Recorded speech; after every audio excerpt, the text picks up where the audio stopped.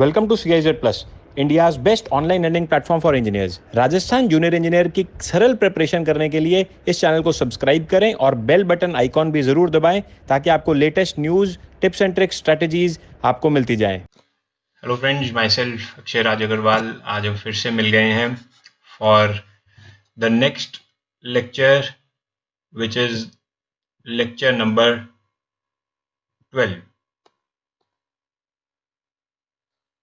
सो lecture number 12 जिसमें हम राजस्थान के पेपर्स देख रहे हैं, RSM SSB junior engineer exam देख रहे हैं। सो कैसे हैं आप लोग? सब ठीक हैं? सब बढ़िया? Everyone is fine? सबसे पहले तो मैं आपको ग्रीटिंग्स देना चाहता हूँ। कोरोना से बचने के लिए आप सब लोग घर पर ही रहें, शांत रहें, सुखी रहें, अपनी फैमिली का ख्याल रखें and most importantly make use of this time. आप घर पर बैठे हैं, आप अपना ध्यान रखने के साथ साथ इस टाइम को इफेक्टिवली एफिशिएंटली यूटिलाइज करिए। तो मैं आज आपके साथ बहुत ज़्यादा इंपॉर्टेंट बातें करने वाला हूँ, but as always this is going to be lecture number 12 जिसमें मैं आपके साथ टेक्निकल क्वेश्चंस डिस्कस करूंगा। तो ये हमारा 12th लेक्चर है इस सीरीज का, प्रीवियस ईयर क्वेश्चन सीरीज का। हमने कल 100 क्वेश्चंस कर लिए थे, 100 क्वेश्चंस हम कर चुके थे। तो आज हम 101 क्वेश्चन से स्टार्ट करेंगे, 101 क्वेश्चन से स्टार्ट करेंगे।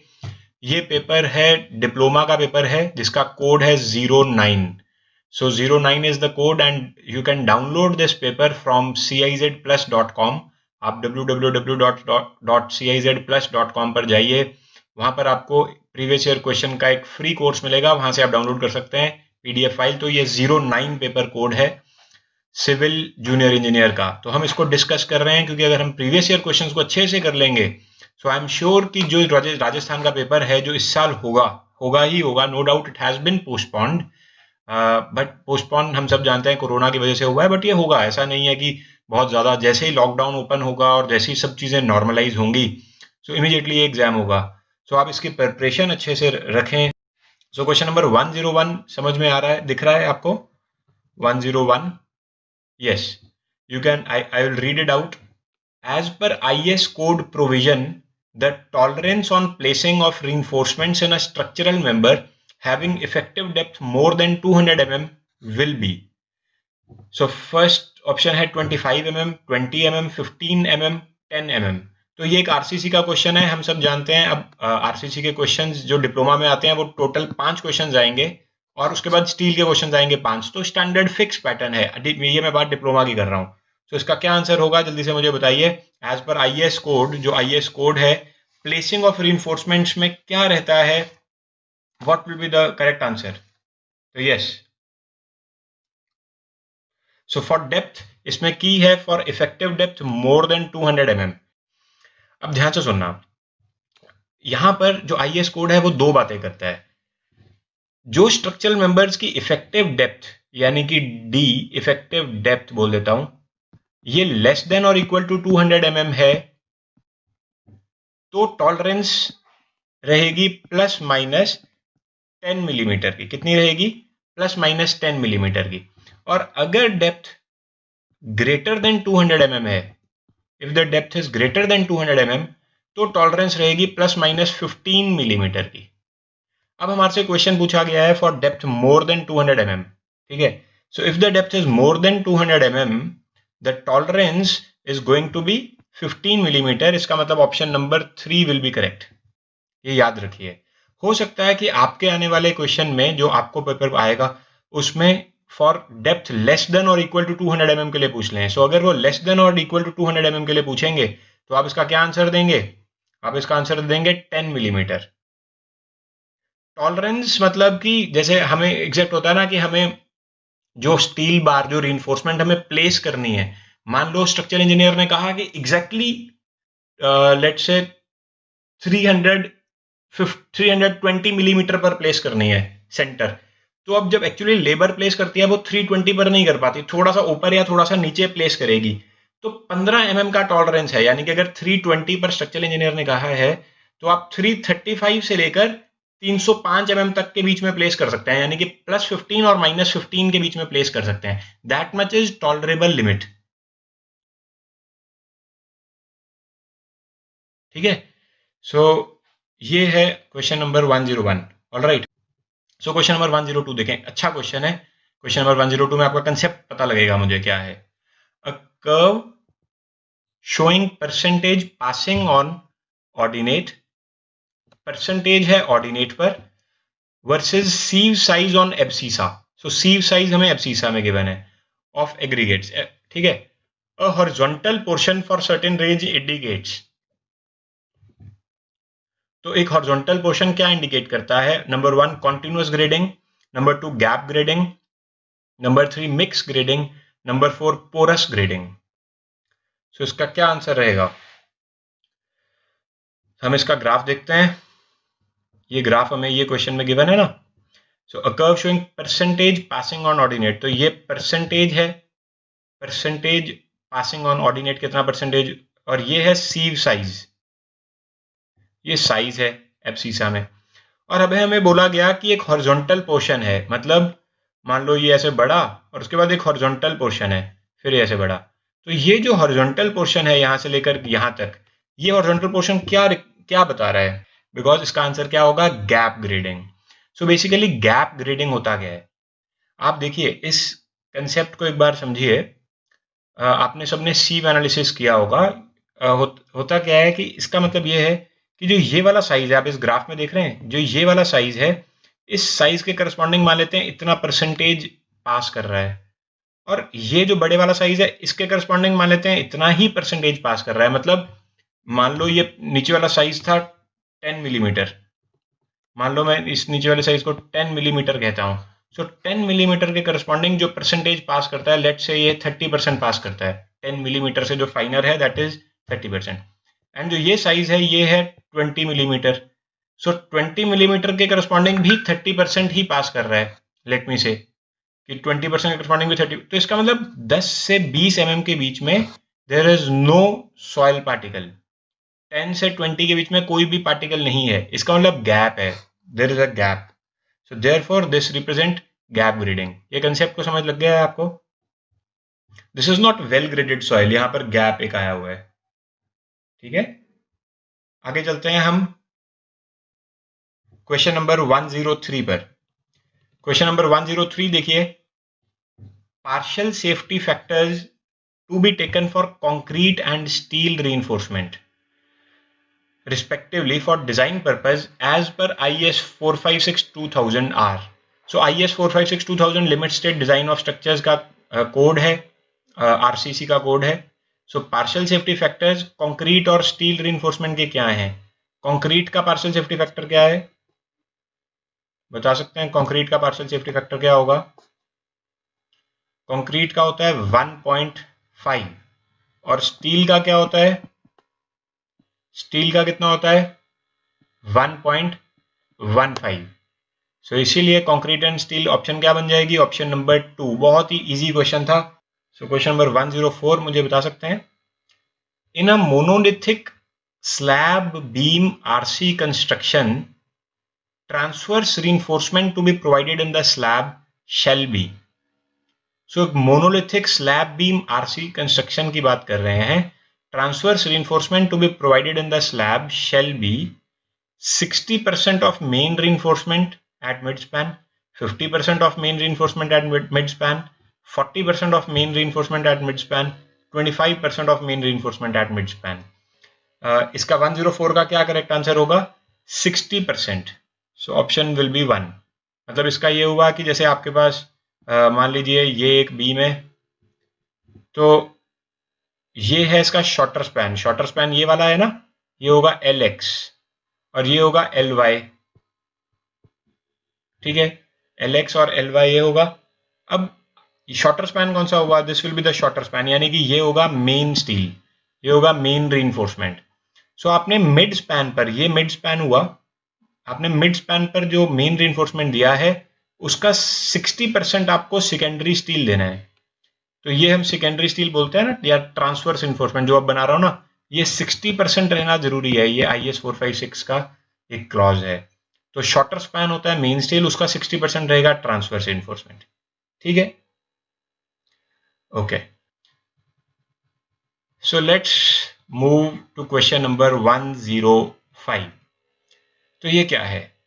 For limit state design of RCC beam consider the following. Fy by Fck is 0.36 ऐसा हमें गिवन है। AST by BD is 4%. XMU max by D is 0.48. Which one of the design criteria shall be applicable? Balance section, over reinforced section, under reinforced section, both balanced and over reinforced sections.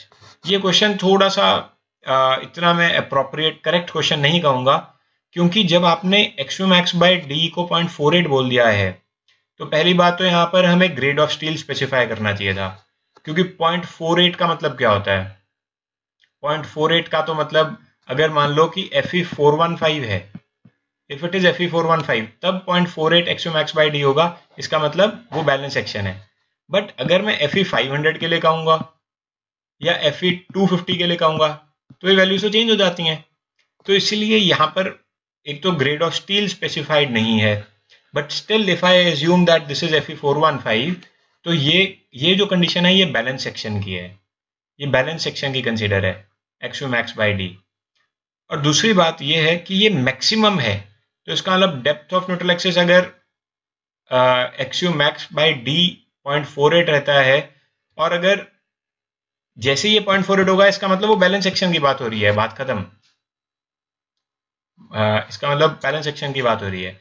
And ये जो होता है 4%, ये होता है maximum area of steel, जो कि flexural steel हम डालते हैं वो 4% रहता है। तो ये भी सही है, इट में भी पॉसिबल कि आपने 4% एरिया डाल दिया but still the section is balanced, क्योंकि स्टील ज़्यादा या कम करने से बैलेंस्ड या ओवर इन्फोर्स नहीं होता।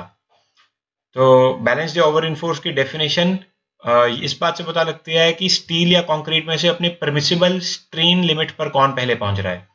सो स्टील की क्वांटिटी बढ़ा देने से या कम करने से हम ये नहीं बोल सकते कि एक सेक्शन अंडर इन्फोर्स रहेगा कि ओवर इन्फोर्स सेक्शन रहेगा, ठीक है। तो इसलिए मेरे हिसाब से इसका आंसर बैलेंस्ड ही होगा।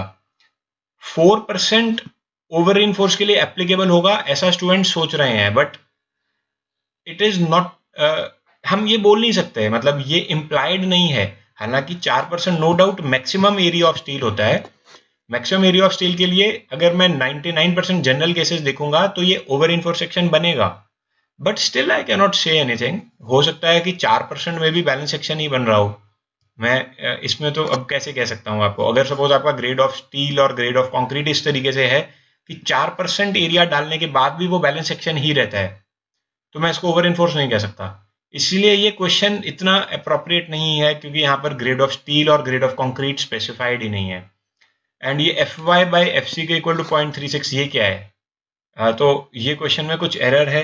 Fy by Fc के इक्वल टू 0.36 का कोई मतलब नहीं बनता। 4% जो है वो मैक्सिमम लिमिट होती है, ठीक है। तो हम इसको आगे चलते हैं, क्वेश्चन नंबर 106 देखते हैं। तो यहां से स्टार्ट हो गए स्टील के questions. So most appropriate hot rolled Indian standard section for steel girder is? So Indian standard section steel girder के लिए हॉट रोल्ड सेक्शन कौन सा अप्रोप्रिएट है सबसे ज्यादा? वैसे तो गर्डर्स में सभी बीम्स यूज की जाती हैं, इंडियन स्टैंडर्ड बीम यूज करते हैं। तो ये है Indian standard medium beam, light beam, Indian standard wide flanged beam और ये है इंडियन स्टैंडर्ड हैवी बीम। तो इनमें से कौन सा करेक्ट आंसर होगा स्टील गर्डर के लिए? गर्डर। सो 106 का जो करेक्ट आंसर रहेगा, 106 का जो करेक्ट आंसर रहेगा that will be no, girder के लिए जो most appropriate hot rolled section होता है that is option number 1, Indian standard medium beam. ये मोस्ट अप्रोप्रिएट सेक्शन होता है for hot rolled Indian IS section. So Indian standard medium beam is most appropriate for to be used as steel girder, ठीक है। तो इसलिए आप इसको ध्यान रखिएगा। नेक्स्ट हम चलते हैं 107 क्वेश्चन नंबर पर। सो 107 क्वेश्चन नंबर क्या है? गेज लेंथ, ये मैं सबकी फुल फॉर्म बता दी है। M का मतलब होता है मीडियम बीम, L का मतलब होता है light beam, Indian standard light, LIGHT, और ये W का मतलब है wide flanged, Indian standard wide flanged beam. और ये H होता है heavy beam, Indian standard heavy beam. तो होता क्या है कि जब आप हॉट रोलिंग करते हैं ना, हॉट रोल्ड, तो ये इसके जो फ्लैंजेस होते हैं वो थोड़े से स्लोप्ड होते हैं। Flanges they are sloped. तो जब आप हॉट रोलिंग करते हैं तो इसलिए उसको हम गर्डर्स में इजीली यूज कर पाते हैं। ठीक है, नेक्स्ट हम देखते हैं गेज लेंथ। गेज लेंथ का क्वेश्चन देखते हैं, question number 107। So gauge length of steel specimen as per codal provision is. तो सबसे पहले समझते हैं गेज लेंथ होती क्या है। बहुत सारे स्टूडेंट्स को ये नहीं पता होगा। गेज लेंथ क्या होती है, जैसे सपोज आप किसी भी स्टील बार का कोई टेंसाइल टेस्ट कर रहे हो, तो हमने बताया कि जब हम टेंसाइल टेस्ट करते हैं ना, तो हम डंबल शेप्ड स्पेसिमेन लेते हैं कुछ इस तरह से। डंबल शेप्ड स्पेसिमेन लेते हैं ना जब हम टेंशन टेस्ट करते हैं। क्यों लेते हैं dumbbell shaped specimen? Saint Venant principle की वजह से। सेंट वेनेंट प्रिंसिपल, इसकी वजह से हम डंबल शेप्ड स्पेसिमेन लेते हैं जो एंड से डंबल की तरह होता है। आप जिम में डंबल उठाते हो ना ऐसे ऐसे करके, तो ये एंड्स में बड़ा होता है। एंड्स में आप देख रहे हैं इसका क्रॉस सेक्शन एरिया ज़्यादा है। तो सेंट वेनेंट प्रिंसिपल कहता है कि हम चाहते हैं कि the failure should take place in this cross section, मतलब जो एक्चुअल क्रॉस सेक्शन है उसमें होना चाहिए, एंड्स पर फेलियर ना हो। तो इसीलिए हम जानबूझकर एंड्स पर सेक्शन ही बढ़ा दे देते हैं। तो ये डंबल शेप्ड स्पेसिमेन होता है। नाउ दो तरह की लेंथ होती है स्पेसिमेन की, एक होती है एक्चुअल लेंथ और दूसरी होती है gauge length. So actual length is the actual length of actual length, मतलब अगर आप टोटल यहां से लेकर के यहां तक लेंथ लोगे ना, तो ये होती है एक्चुअल लेंथ। अगर आप देखेंगे यहां से लेकर यहां तक आप देखेंगे तो ये होती है एक्चुअल लेंथ। एंड अगर मैं अंदर वाली लेंथ लूंगा यहां से लेकर यहां तक, तो this is actually gauge length. So जब भी मैं जैसे स्ट्रेन निकाल रहा हूं, तो स्ट्रेन क्या होता है? Change in length bye original length. तो जब मैं स्ट्रेन निकाल रहा हूंगा, तो change in length bye original length करने के लिए मैं जो ओरिजिनल लेंथ लूंगा वो एक्चुअली गेज लेंथ लूंगा, ना कि एक्चुअल ये वाली लेंथ लूंगा। ठीक है, so there are different researches that are conducted कि गेज लेंथ हम कैसे निकालते हैं एक्चुअल लेंथ से। तो यहाँ पर बहुत सारे एम्पेरिकल फॉर्मुलेशंस हैं, जैसे ASTM है, American society of testing material. जो अमेरिकन सोसाइटी है वो कहता है कि गेज लेंथ हमें 4D या 5D से मिलती है, 4D या 5D माइनस करके मिलती है। ठीक है, और जो इंडियन स्टैंडर्ड कोड है, इंडियन स्टैंडर्ड कोड कहता है कि हमें गेज लेंथ ऑप्शन नंबर 2 से मिलती है, यानी कि 5.65 under root of area. So area जो A0 है, this is A0 is cross sectional area of the specimen. A0 is cross section area of the specimen. देखिए आप यहां पर क्वेश्चन में डिफाइंड है ये। A0 क्या है? A0 is cross section area of the specimen. मैं आपसे बहुत ज्यादा इंपॉर्टेंट आपकी आज स्ट्रेटेजी फ्रेमिंग डे है। आज आपकी स्ट्रेटेजी फ्रेमिंग डे है। मैं आपसे कुछ सवाल पूछूंगा, मेरे को उन सवाल के जवाब देना इमीडिएटली आफ्टर क्वेश्चन नंबर 110। तो सबसे पहले तो एक बार देख लें, जितने भी स्टूडेंट्स यहाँ पर हमें यूट्यूब पर देख रहे हैं, जो फर्स्ट टाइम वॉचर्स हैं, जो फर्स्ट टाइम व्यू कर रहे हैं, क्या उन्होंने हमारा चैनल सब्सक्राइब कर लिया है? अगर नहीं किया तो कर लो, जल्दी से कर लो, ताकि आपको रेगुलर नोटिफिकेशन मिलती रहे। दूसरा, क्या आपने, अगर आपको ये वीडियो अच्छी लग रही है, क्या आपने उसको लाइक कर लिया? अगर नहीं किया तो लाइक अभी करो। क्या आपने इस वीडियो को शेयर कर लिया अपने फ्रेंड्स के साथ, अपने सिविल इंजीनियरिंग फ्रेंड्स के साथ? Please ensure that the video links they are shared at the maximum. अब अपने इसको सिविल इंजीनियरिंग के ग्रुप्स में मैक्सिमम शेयर करें। हम रोज 12 बजे मिलते हैं, एवरी डे। जितने भी स्टूडेंट्स आज फर्स्ट टाइम मिल रहे हैं यहाँ पर, वो सब्सक्राइब करें चैनल को, इस वीडियो को लाइक करें, और प्रीवियस जितने भी वीडियोस हैं, प्रीवियस ईयर क्वेश्चन सीरीज की, PYQ सीरीज की, जो राजस्थान के PYQ सीरीज हैं, उनको जरूर एक बार देख लें और इसको प्लीज वाइडली शेयर करें। आपके बिना हम नहीं ग्रो कर सकते। आपको मैक्सिमम चाहना है कि मैक्सिमम से मैक्सिमम स्टूडेंट्स आए, जितने स्टूडेंट्स आएंगे उतना ज्यादा अच्छा रहे। And apart from that CIZ+ पर और भी बहुत सारे कोर्सेज हैं। राजस्थान का एक बहुत ही हमारा हॉट सेलिंग कोर्स है, उसका नाम है होलसम डाइट पैक। तो मैं होलसम डाइट पैक के बारे में आपको अभी जल्दी से बताने वाला हूँ। होलसम डाइट पैक के बारे में राजस्थान का कोर्स है, ये भी आप ले सकते हैं जो भी स्टूडेंट्स इंटरेस्टेड हैं, इसमें काफी आपको बेनिफिट मिलेगा। ओके, सो क्वेश्चन नंबर 108 देखते हैं एक बार। क्वेश्चन नंबर 108 क्या है? Which one of the following is correct about prying force? Prying force, P-R-Y-I-N-G. So number 1 is additional tension force. Number 2 is additional compressive force. Number 3 is additional bending moment. Number 4 is additional torsional force. Prying force क्या होता है मैं समझाऊंगा अभी. Prying force देखिए क्या होता है. पहली बात तो इसका करेक्ट आंसर मैं बता देता हूं. This is additional tensile force. ये होता क्या है? जैसे आपके पास आप जब टेंशन मेंबर्स को डिजाइन करते हैं ना, तो जब आप बोल्ट का डिजाइन करते हैं, जब आप बोल्ट का डिजाइन करते हैं तो उसमें कुछ एडिशनल टेंसाइल फोर्सेस आती हैं. एडिशनल टेंसाइल फोर्स आती हैं because of the joint plates. तो जो प्लेट्स जॉइंट हैं वो एडिशनल टेंसाइल फोर्स देते हैं. तो हम देयर आर सेवरल मेथड्स जिससे कि हम प्राइंग फोर्स को कम कर सकते हैं. जो एडिशनल टेंशन फोर्स आ रही है वो कम करी जा सकती है. सो बोल्ट को हम टेंशन के लिए डिजाइन करते हैं और एडिशनल टेंसाइल फोर्स भी आती है, that is called prying force. ठीक है, तो this is additional tensile force in bolts. इन बोल्ट में आती है ये एडिशनल टेंसाइल फोर्स. ठीक है, आगे चलते हैं क्वेश्चन नंबर 109 पर. सो क्वेश्चन नंबर 109 क्या है?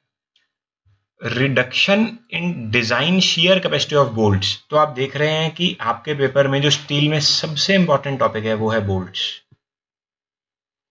बोल्ट्स के ऊपर बहुत क्वेश्चन आते हैं. बोल्ट्स के जो आईएस कोडल स्पेसिफिकेशन है उनके ऊपर क्वेश्चन आते हैं. Reduction in design shear capacity of bolts due to packing plate in excess of 6 mm is expressed as per IS 800 2007. So IS 800 2007 क्या है? लिमिट स्टेट डिजाइन का कोड है ये ऑफ स्टील स्ट्रक्चर्स. सो इसका करेक्ट आंसर क्या होगा? Where TPM is thickness of thicker packing plate. तो thicker packing plate की थिकनेस है ये.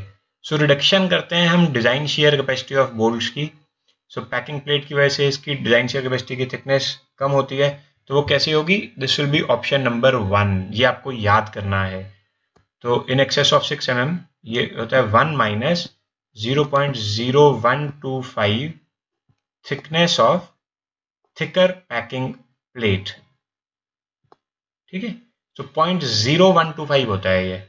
1 माइनस 0.0125 ये याद करना है आपको. ठीक है, so option number 1 is correct. Next हम देखते हैं question number 110. So question number 110 आप एक बार देखिए. Transverse shear to be considered for design of batten plate. सो दो तरह के हमारे पास कॉलम्स होते हैं. एक होता है, दो तरह के कॉम्पोजिट सिस्टम्स हैं. एक है बैटन सिस्टम और एक है लेसिंग सिस्टम. बैटन कॉलम्स और लेसिंग कॉलम्स, लेस्ड कॉलम्स. सो इस पे हम ट्रांसफर शियर कितनी लेते हैं? कौन सा ऑप्शन होगा? First option is 2.5% of axial force. ये है 5% of axial force. This is 10%. This is 25%.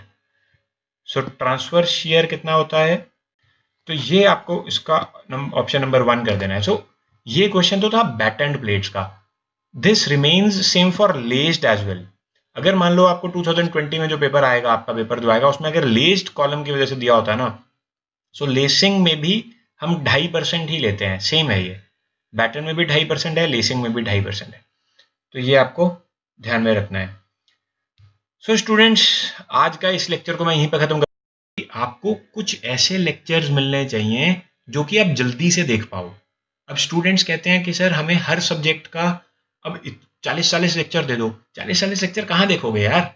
इतना तो नहीं पढ़ सकते आप. इतना नहीं पढ़ते बच्चे, मैं बता रहा हूँ नहीं पढ़ते. हाँ, मैं तो बनाने को दे दूंगा पर बच्चे पढ़ते नहीं है. तो मैं आपके लिए एक बहुत अच्छा सॉल्यूशन लाया. वो सॉल्यूशन क्या है कि आपको हर सब्जेक्ट के मैंने 5 से 8 लेक्चर्स दे दिए. 5 to 8 lectures of every subject. बस हर सब्जेक्ट के 5 से 8 लेक्चर देख लो, बहुत है. जब आप 5 से 8 लेक्चर हर सब्जेक्ट के देख लोगे ना, तो आपको एक सम अप मिल जाएगा, एक सब कुछ पता लग जाएगा. अच्छा, इस बेसिकली इस सब्जेक्ट में है क्या क्या, इंपॉर्टेंट क्या क्या है और क्या क्या चीजें याद रखनी है, ये आपको पता लग जाएंगी. तो आप जो हमारा एक राजस्थान का होलसम डाइट पैक है, होलसम डाइट पैक में आपको टेस्ट सीरीज भी मिलेगी और ये भी मिलेगा, लेक्चर्स भी मिलेंगे, प्रीवियस ईयर क्वेश्चंस भी मिलेंगे, लाइव डाउट सेशंस भी मिलेंगे. तो आप जो एक टेस्ट को आप 3 बार अटेम्प्ट कर सकते हो. तो पहले एक टेस्ट को सिर्फ एक ही बार अटेम्प्ट करो, उसके बाद आप मेरा वो उसी पर्टिकुलर सब्जेक्ट का ये 5 से 8 लेक्चर्स देख लेना. ये लेक्चर्स देख लो. फिर वो जब लेक्चर्स देख लोगे उसके बाद वो उस टेस्ट को दोबारा से परफॉर्म करना, आप देखोगे that the performance will increase. उस टेस्ट में जो परफॉर्मेंस है वो बढ़ जाएगी। जब आप एक टेस्ट को पहले करेंगे उसके बाद वो कोर्स के सारे लेक्चर्स को अटेम्प्ट करने के बाद जब उस लेक्चर को देखोगे तो वो परफॉर्मेंस बढ़ जाती है एकदम से, ऐसा होगा ही होगा। सो आप होलसम डाइट पैक जरूर आपके लिए काफ़ी अच्छा है। So thank you very much for watching and have a nice day. Stay safe, स्वस्थ रहिए, अपना ख्याल रखें।